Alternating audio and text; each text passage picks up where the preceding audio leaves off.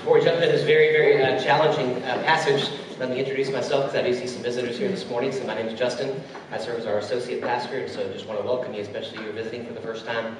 Really glad that you're here. We always aim to be a church that welcomes anyone, no matter where they're coming from spiritually, and hope you've already been warmly greeted and that you experience God's love for you this morning. We are continuing in our series. It's a 19-week series overall, so this is week 18, one more to go, and the Sermon on the Mount. And so we've been wrapping up the series, and we're coming to an interesting part of the series, part of the whole sermon, because like every good teacher does at the end of a sermon, what do? Application, right? You try to move toward application, right? And this is actually what happens when Jesus has been doing all this teaching that we've been looking at for weeks and weeks, and now he actually turns a corner and starts to apply it, and he challenges the people to apply the words that he's speaking with them. If you were with us last week, Jake did a really great job pointing us to verse 12 in chapter 7, which is really kind of a summary of all the teaching that had been coming up to that point. Verse 12 says this: "So in everything, do to others what you would have them do to you. For this sums up the law and the prophets." And so we've been using this. I'll keep using the word. It's overused maybe perhaps for this series, but it's worth repeating that this is kind of Jesus' kingdom manifesto. It's his vision for what the kingdom would look like, what people who are part of his kingdom would look like. And he began with kind of a preamble describing like the type of people that get to enter this kingdom and the influence they can have in the world. And then midway through chapter 5 of Matthew, he's just been going teaching after teaching after teaching, describing what it's like for us to live under the kingdom. What does it look like for the citizens of the kingdom to live out their lives in the world? And so for 16 weeks, we looked at things like anger, lust, marriage, keeping promises, loving your neighbors, loving your enemies, generosity, prayer, fasting, money, worry, judging others, and more. And so he's gone all through that, teaching us how we're to live under his rule and his reign, summarized in this great golden rule that just to live rightly with God, live rightly with others. And so now he's going to turn to application. He summarized it last week, and now we're moving to application. In this application, there's really two things that I think that are happening and I want us to focus on today. There's both an invitation of Jesus to come and follow him, but there's also a warning of Jesus about what it would look like not to follow him. And so there's an invitation and there's a warning. And the way I'm going to kind of lay out the sermon is there's just illustrations that he uses. We're going to look at two different ways, two different trees, and two different endings. Okay? 2 ways, 2 trees, 2 endings. Let's look first at 2 ways. "Enter by the narrow gate," verse 13. "For the gate is wide and the way is easy that leads to destruction. And those who enter it are many. For the gate is narrow and the way is hard that leads to life. And those who find it are few." So again, as Jesus nears the end of his sermon right now, what he's doing is he's inviting the people to practice the way of Jesus. He's taught them all of this, and he's saying, now I want you to come along with me, and this invitation is for you to come with me along this narrow way. All this way that we've been talking about how you can live in the kingdom, come with me down this narrow path. And he's contrasting it, we're going to see, with the way of religion and the way of the world, which is actually the broad way. And this was pretty common for teachers in that day, kind of pointing people to application, particularly if you were Jewish, because if you grew up in the Hebrew tradition, one of the things that you read was the prophets, and you know all the stories of time and time again, particularly when the people of God would wander away from God, and slowly their religion would just become rote and just rules and exterior stuff.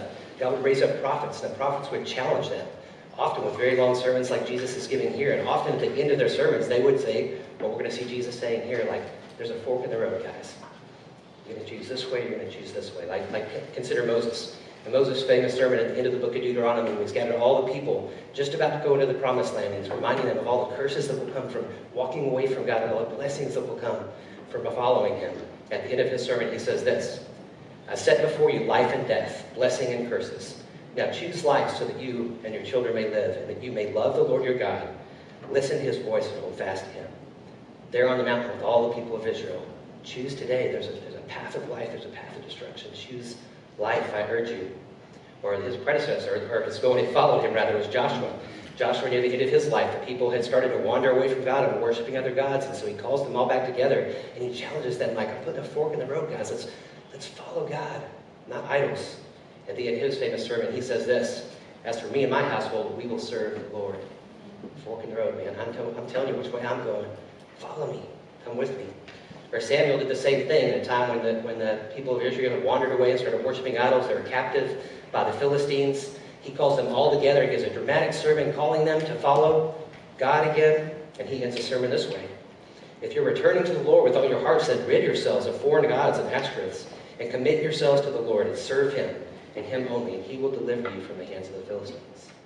Or perhaps my favorite is Elijah's story, where the people have been worshiping this foreign god Baal. He gathers all the people and all the prophets and all the people that come to this mountain, and he calls them, like, you've got to decide today. Are you going to follow God or are you going to follow Baal? And his sermon ends this way. How long will you waver between two opinions? If the Lord is God, follow him. If Baal is God, follow him. So I'll remind you of all this just to try to picture the people and Jesus on the mountain here with him. These people who are very familiar with all this history. And they're going to a moment hearing another prophet, or Jesus, speaking about the way of the kingdom and how far off they had gotten. And he's calling them to follow. He's put a fork in the road again. It's, you're going to choose this path or you're going to choose this path. That's what Jesus is doing here. Jesus puts a fork in the road and says, which way are you going to go? And again, the two ways are you going to practice the way of Jesus by following all that I've just spoken to you? These last 15 weeks that we did in this kind of meat of the sermon, are you going to follow me by living this way? Or are you going to practice a different way? And the way that he says then is not just an invitation, it's actually a warning, because that pathway leads to destruction. And so the question is, at least as I was studying this passage today, or this week, the real question was like, well, what is this path? What is the path that Jesus is talking about that leads to destruction? And I would argue, both from things that are said earlier in Jesus' sermon and then what he's going to say in the very next verses that we'll look at next, that the path that he was specifically referring to here was going the way of religion. That's the path. That's the broad path. That's the path of that day that everyone was going the way of religion. And he's telling them this is the way of the Pharisees. And you get this a little bit because as you really look at the whole sermon, throughout the Sermon on the Mount, Jesus continues to contrast his way with the Pharisees' way. So he did his preamble, like which type of people are invited into the kingdom. He talks about the influence they could have in the world. And then he starts the meat of the sermon about how to live in the kingdom. And he starts it this way in chapter 5, just to remind us. Do not think that I've come to abolish the law of the prophets. I've not come to abolish them, but to fulfill them. For truly I tell you, until heaven and earth disappear, not the smallest letter or the least stroke of pen will by means disappear from the law until everything is accomplished. Therefore, if anyone who sets aside one of the least of these commands and teaches others accordingly, they will be called least in the kingdom. But whoever practices and teaches these commands will be called great in the kingdom. For I tell you that unless your righteousness surpasses that of the Pharisees and the teachers of the law, you will certainly not enter the kingdom of heaven. Right from the jump of the sermon and meat of the sermon, after the introduction, he's going to compare his way with the Pharisees' way. And he begins to do that. He continues to do that throughout the whole rest of the sermon. If you remember the very next part of it, after he gets past that part, he looks at several different things. He looks at anger and lust and divorce and oaths, retaliation and loving your enemies. 6 different things. And with every single one of them, he says, you have heard that it was said, but I say. Every time, you've heard that it was said, but I say, what he's doing is contrasting, like, here's what you've heard, here's what your religion has taught you so far, but here's my way, it's a different way. Because Jesus taught the spiritual formation and growing in holiness. It's not just about external obedience. Not just about compliance with a bunch of rules or practicing all of the rituals.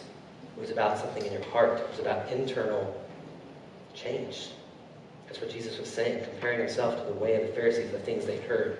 Or then when you go into chapter 6, he actually is even more direct about it because he talks about giving and prayer and fasting. With each one, he says, when you pray, when you give, when you fast, do not do it like the Pharisees do. Don't do it like they do. Because he points to the way that they went through, that their practices of their spiritual disciplines is really just to win the approval of other people, that other people watch on and see what they're doing. But for Jesus, spiritual transformation is a different way. It's a completely different way. It's about seeking God for God, that he's the reward. And when you come to realize that God's the reward that you seek, he goes on to explain, then you can store up treasures in heaven, and you can care more about heavenly things than earthly things, which frees you from worry in the world.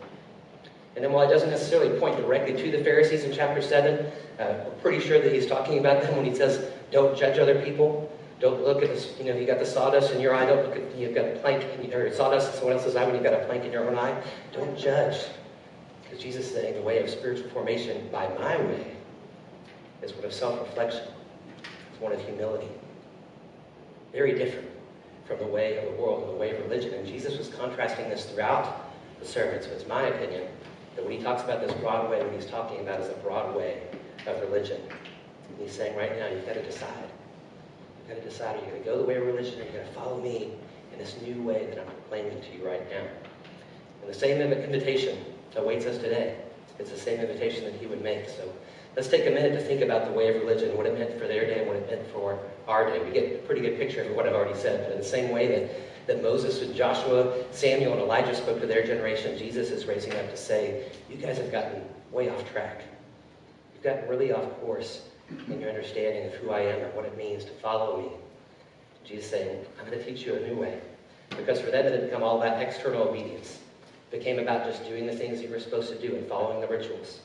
It became about earning God's favor. It became about, and then what it resulted in actually was very judgmental, hypocritical people that were actually spiritually deformed instead of spiritually formed.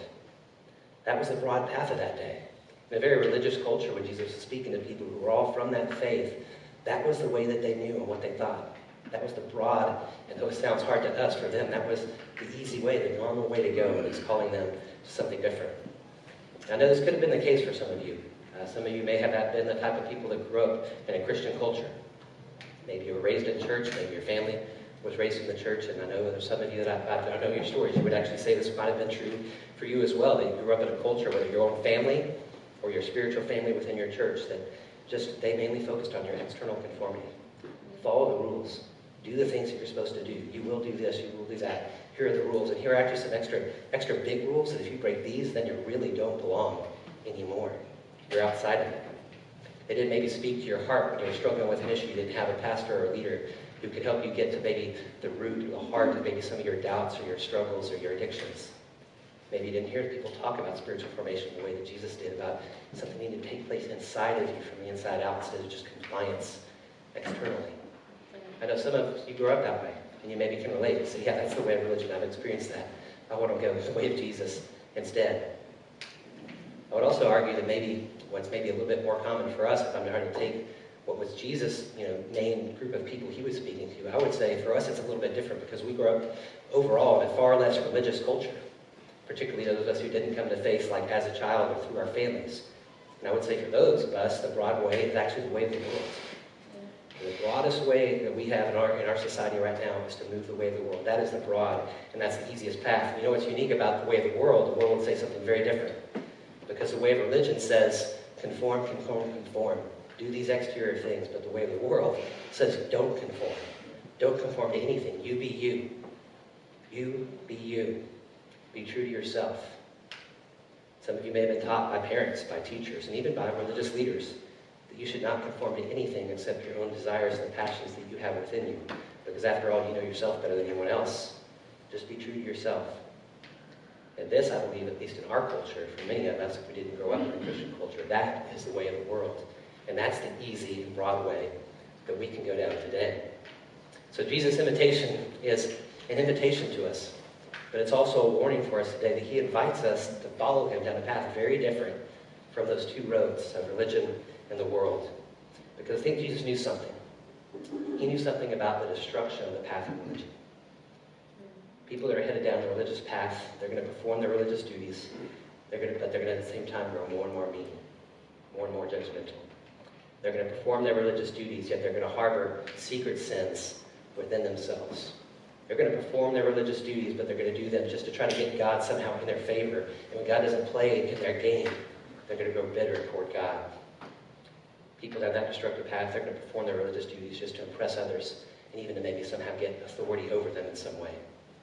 Those people are going to perform their religious duties without ever considering the state of their heart, maybe status of all. They're going to perform their religious duties and never grow in their actual affection and love for God.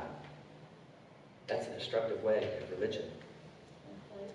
There's also a destructive way of the world. And those people who follow the path of the world, they're going to be true to themselves, but they're going to disregard God's word and create an own word for themselves. They're going to be true to themselves by not listening to the advice of the people that really know them and love them best. They're going to be true to themselves by embracing what they call freedom, or find out that it's really slavery and they're full of pain. They'll be true to themselves just to win the favor now over a separate group of their new community, just like the Pharisees had a community that they had to win over as well. They're going to be true to themselves by preaching tolerance that they want toward them, but inwardly they're going to grow in their disdain and hatred toward anyone who thinks something differently than them. And worst of all, they're going to be true to themselves, but they're going to believe that God no longer loves them, and that he judges them. See, both of those broad paths are the paths that we can take that lead to destruction. And Jesus is calling us to a completely different way. he says, though, of his way, that his way is going to be hard. That's the word he uses. It's going to be a narrow way, and it's going to be a hard way. I thought some this week, like, what is it about Jesus' path that seems like it would be hard, even though it promises life? Like, the reward is great, but it's hard in multiple ways, in my opinion. It's hard because it requires brokenness. It requires admitting that you need God. It's harder because it requires submission. You have to live by faith and believe that what Jesus' way is better than your way, even if it doesn't go against what you are feeling, your desires are. It's hard because his commands are darn challenging. I mean, we're reading the Sermon on the Mount. It's hard because, man, it's hard. And it's not just hard because the commands are hard. It's hard because to get there requires a lot of internal work, and you've got to allow the Holy Spirit to do so much to wreck your life and change you. And it's hard too, as he pointed out, it's hard because it's lonely. He said that few people are going to follow that path. And it's hard to be the fish that's going against the water in our culture. If we follow the hard and narrow way of following Jesus, though, it's imperative that we listen to his voice, because the voices of religion and the voices of the world are always fighting actively against us for our allegiance. They're trying to pull us from the path and from the way of Jesus, which is why I think the second warning is here. And the second warning is also why I believe that Jesus' primary way that he was thinking about the broad path was the path of religion, because of what he says next when he talks about two trees. Beware of the false prophets who come to you in sheep's clothing. Inwardly, they're ravenous wolves. You will recognize them by their fruits. Are grapes gathered from thorn bushes, or figs from thistles? So every healthy tree bears good fruit, but the diseased trees bear bad fruit. A healthy tree cannot bear good fruit, or cannot bear bad fruit, nor can a diseased tree bear good fruit. Every tree that does not bear good fruit is cut down and thrown into fire. Thus, you will recognize them by their fruit. 6 times in the Gospel of Matthew, Jesus uses this word, beware. And every time he says beware, it's beware of the false prophets. Beware because Jesus knew about the gravitational pull toward the way of religion. It's always there. It's pulling. It's calling out. It's easy. It's where you can check a box and you know if you're doing well. It's always pulling at you. And so he knew, beware of these false prophets. The truth is, and the sad truth, is that the way of religion and the way of the world are actually very, very deceptive. Their messaging, it feels like it's right, but it's just off enough. And Jesus knew that's why he warned that these people are going to be like sheep, but they're actually wolves, they're ravenous wolves. The way of the world and the way of religion is so deceptive. And sadly, and tragically, it's very easy to move from the path of Jesus to the path of religion. It's very easy to move from the path of Jesus to the path of the world, especially because there's so many powerful messages that are out there. Deceitful messages vying for our attention. If you've lived long enough, you've witnessed people that you've seen leave the path of Jesus to follow the way of religion. And you've grieved when you've seen it. If you've lived long enough, you've seen people leave the path of Jesus to follow the path of the world. And if you're honest about it, you know that you've done it too. You've had to call yourself back. That's what Jesus is doing today. I love this book, Accidental Pharisees. Larry Osborne, he wrote a book specifically about this, about particularly how the pull of religion can actually turn us into Pharisees. And he opens his book this way. Let's be honest. Passion and faith can have a dark side, a really dark side. Just ask Jesus. When he showed up as God in the flesh, those who thought of themselves as God's biggest fans and defenders wanted nothing to do with him. They tried to shut him out. When they couldn't, they killed him. It's obviously passion gone bad. But the accidental Pharisees aren't the only example of this dark side of overzealous faith. Our history books are filled with examples. Just think of the Crusades and the Inquisitions, for starters. But that's not why I wrote this book. It's not about ancient Pharisees. It's about accidental Pharisees. People like you and me who, despite our best intentions and our desire to honor God unwittingly, end up pursuing an overzealous model of faith that sabotages the work of the Lord that we think we're serving. The problem is not spiritual zeal. That's a good thing. We're called to be zealous for the Lord. The problem is unaligned spiritual passion, a zeal for the Lord that falls in line, fails to line up with the totality of Scripture. Unfortunately, most of us think unaligned zeal as someone else's problem. We have a hard time seeing it in ourselves. So true. I won't name names, but I'll just put insert name or group here. Insert name or group here. They start really well in the faith, but they end up in the wrong path because of the sway, the pull of money. Insert name here. Starts well, but ends up in the wrong path because of the pull of power. Insert name or religious group here. Starts off well, but ends up a cult leader because of the pull of control. Insert name here. Starts well, but ends up being a Christian nationalist because of the pull of politics. Or insert name here. Starts well, but ends up in unorthodox, aggressive in their faith because of the pull of culture. Like we've all witnessed these things. We've seen people move from these two paths. Jesus is warning. Watch out. These are public examples. You can think of the ones that I was probably mentioning in those examples. Leaders losing their way, finding themselves on the path of religion or finding themselves on the path of the world. But the truth is those examples are great out there, but the truth is that we have a hard time seeing it in ourselves. And I think Jesus wants us to see it in ourselves, but he also wants us, particularly in this passage we're speaking about, is to watch out, beware, and see it in others. And he gives us a couple tests. He says that we're supposed to judge those voices by their fruit. So whether it's religious voices or worldly voices, one of the things we ought to do is look at the character of their lives and look at the people and the influence that they have around them and say, are those the type of people that we would like to be? I think by fruit, Jesus at least means first character. He meant that we should only listen to teachers whose character matches their teaching.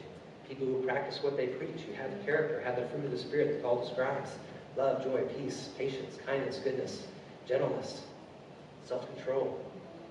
We want to find people who follow, as Jesus summarized this sermon, this golden rule of complete capacity to continually love others above themselves. Those are the type of people that we should listen to. Maybe most importantly, in regard to character, we should listen to people who are repentant when they don't follow those ways. Because nobody's perfect. We should look for that, the character and the voices of the people that we're listening to. He also says that I think fruit can mean people. That we're meant to look at the outcome of the person's ministry in their life and say, as this people generally, are they producing the kind of people that I would want to become? Are the people that he or she is influencing, are they becoming more like Jesus? Are they following and being faithful to so much of the stuff that was in the Sermon on the Mount? Both the people and the character, and same here. No one's perfect. We can't judge every person by the fruit of the people in their lives because there's always exceptions to that as well. And this is a pretty awkward passage to preach as a teacher, right?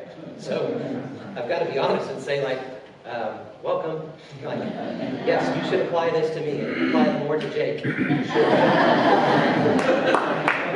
That's literally the only joke in the sermon. It's too serious. But for real, if there are things in our lives, if there are things in the lives that you call to question, you need to bring them to us. We can hear it, consider it. If there was false teaching, you need to bring it to us so that we can hear it, consider it. And when we're wrong, we'll confess and we'll repent. That's the invitation that this has. But I think this is not just necessarily talking about pastors and teachers. That's the easiest way that we can look at this, right? The easiest way is to think, well, it only applies to pastors and teachers. But I want to argue that it's going to apply to all voices in your life.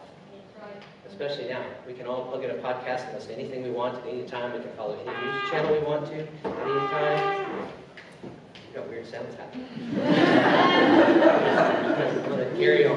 Nothing's happening. Nothing to see here. But I would argue that's the truth. So when you think about Jesus' warning here to watch out for false prophets, watch out for those that are going to call you to the religious path. Watch out for those that are going to call you to the worldly path. It's not just teachers. It's anyone in your life that's speaking to you. This could be family members. This could be media networks. This could be podcasts. Beware of the people that you're listening to. So I appeal to you with the heart of Jesus, beware.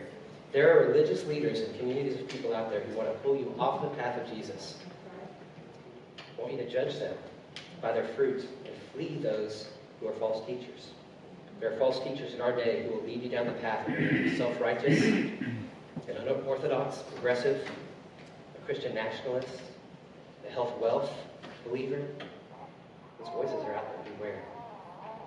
And then I appeal to you with the heart of Jesus. Beware of the worldly leaders and the worldly communities and people out there who want to pull you off the path of Jesus and onto the way of the world, because there are false teachers in our day and age that will lead you down the path of becoming your own God, questioning your identity and being made in the image of God.